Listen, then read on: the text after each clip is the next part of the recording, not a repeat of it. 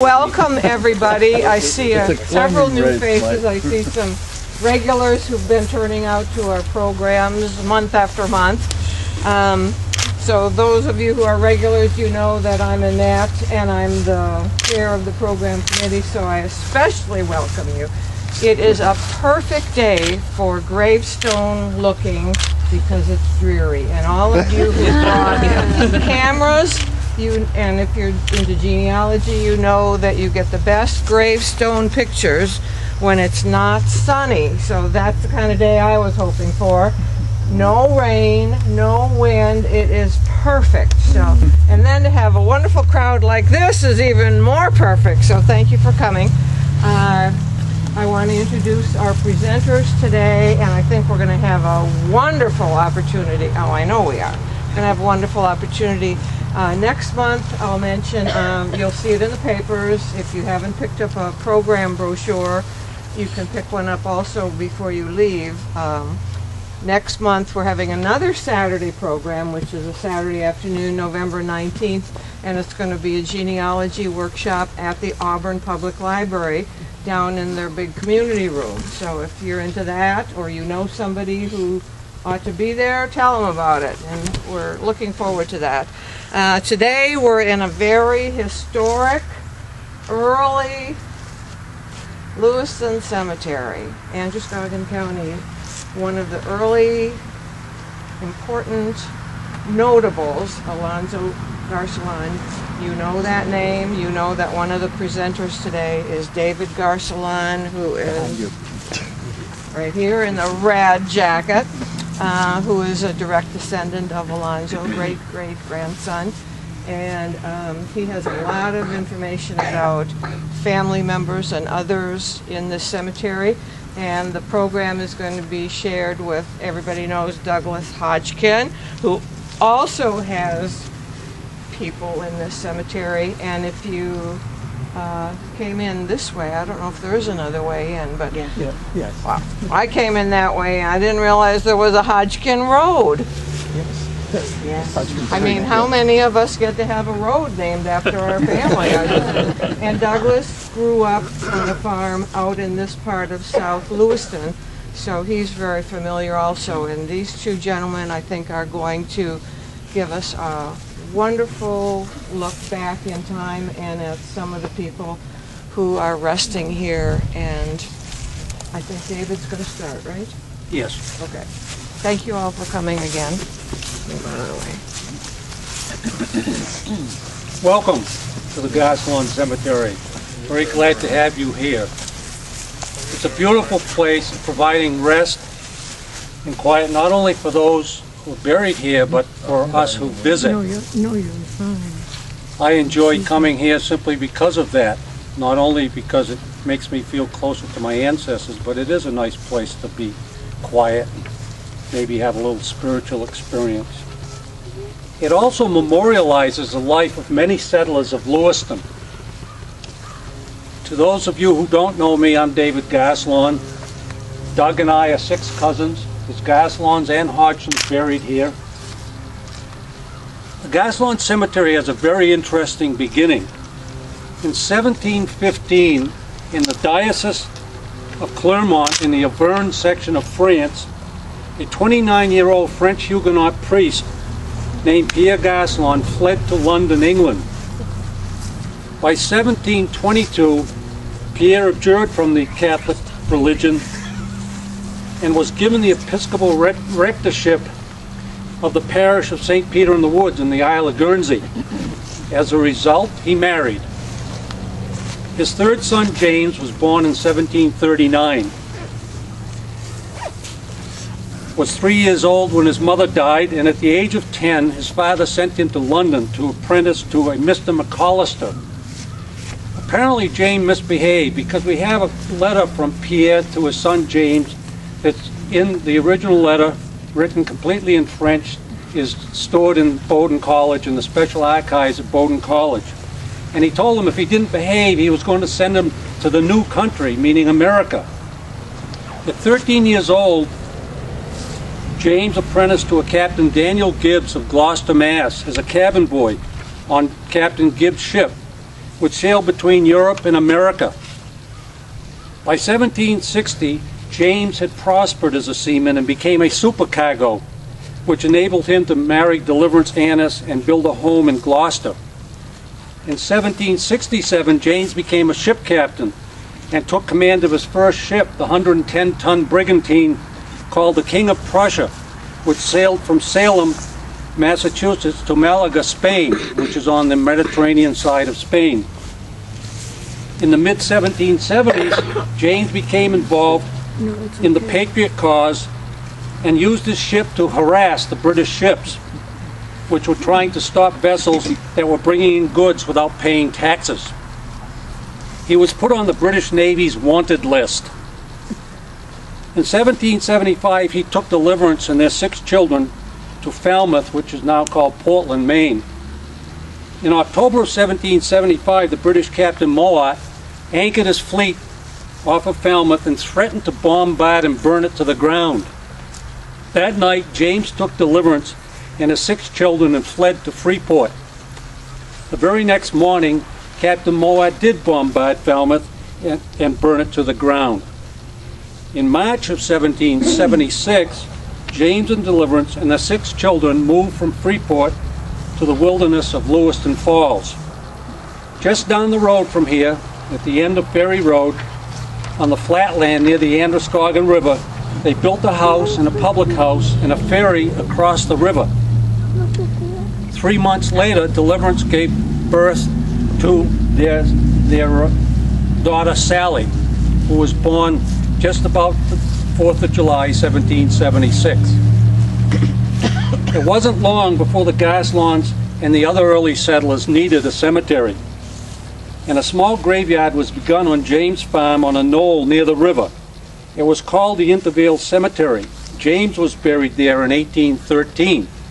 The Intervale Cemetery was down on the flatlands near the river on a little knoll. In the Androscoggin's largest flood ever, in May of 1814, several of the graves in the Intervale Cemetery were washed down the river, including James. It'd be interesting to note that a lot of people call that the pumpkin flood, and it makes a great story because you can talk about all the pumpkins bobbing down the river that have been washed out of the field. But in May of 1814, there weren't many pumpkins around.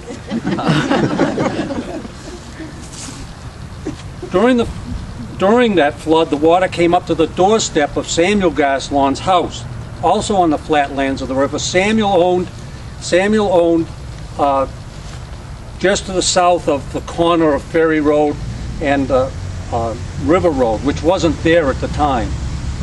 Ferry Road was the main road from the Androscoggin River into Lewiston. River Road was built many years later. However, even though they had the flood in 1814, the part that hadn't been washed out continued to have people buried in it. We know James B. Ames was buried there in 1815. We also know that an Indian woman, a basket maker, who drowned in the Androscoggin River. Some say she was the mother of, and others say she's the wife of Joe Vedito. She drowned in the Androscoggin River in 1818 and was buried there, then later moved to this cemetery. We also know that William Dingley drowned in the flood of 1814. His gravestone is here in the cemetery, so we can only assume that he was buried in the Intervale Cemetery and then moved here. On May 17, 1819, Mark Garcelon's wife Hannah, who was buried right here, was the first person buried in this cemetery. The horrible memory of their father Jane's body being washed down the river prompted Samuel Garcelon, Mark's nephew, to deed a 6-rod by 8-rod parcel for a cemetery on this place where we all stand. 6 rods is 99 feet, 8 rods is 132 feet, and I believe it was right along here. Over the years, the Garcelons deeded more land to the cemetery. In 1871, it became the size you see here, with just a little over an acre in size. It's about 225 feet by 225 feet. They also dedicated this memorial stone, the large stone, to their ancestors, James and Deliverance. Deliverance died in 1828 at 93 years old. And I think she has the genes that all the Garcelons inherited. My dad died at 94, Alonzo died at 93, my great-grandfather died at 93, etc., etc. James' descendants went on to be major contributors to Lewiston, Maine's and the county's history. The first store in the area, the first newspaper, the first railroad, Surgeon General for all the Maine soldiers in the Civil War, the founder of Bates College, mayors of Lewiston, doctors, lawyers, governor of Maine, general manager of the Pullman Palace Car Company, and so on. While the Garcelon descendants seem to dominate the cemetery, many other settlers, early settlers of Lewiston, are buried here. I'll turn this part of the tour over to Doug Hodgson. Doug will lead us along and tell us about some of the graves. He has some very interesting stories about some of the people in the cemetery. I'd encourage you as we go along to ask your questions rather than wait until the end, because you may see a stone, something we say may cause you to want to know more, and please feel free to do that. Doug? I guess I'll come up.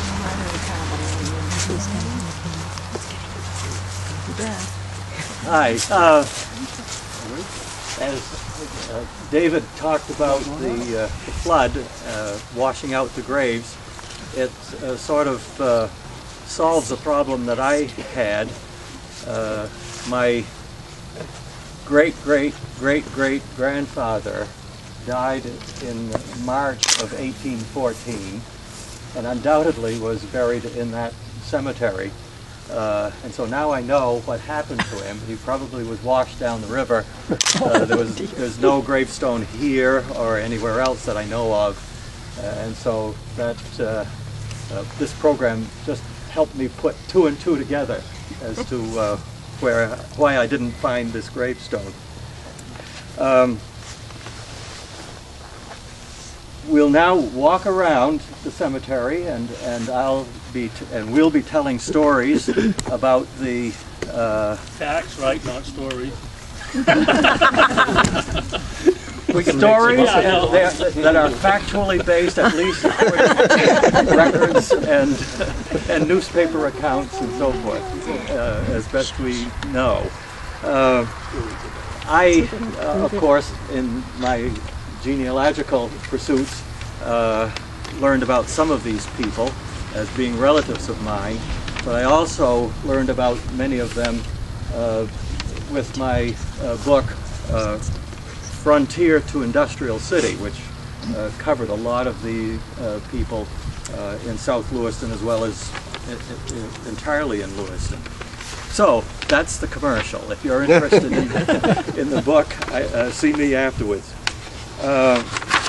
So watch your step as we move around, and we'll go up to what is the Lincoln Monument up here.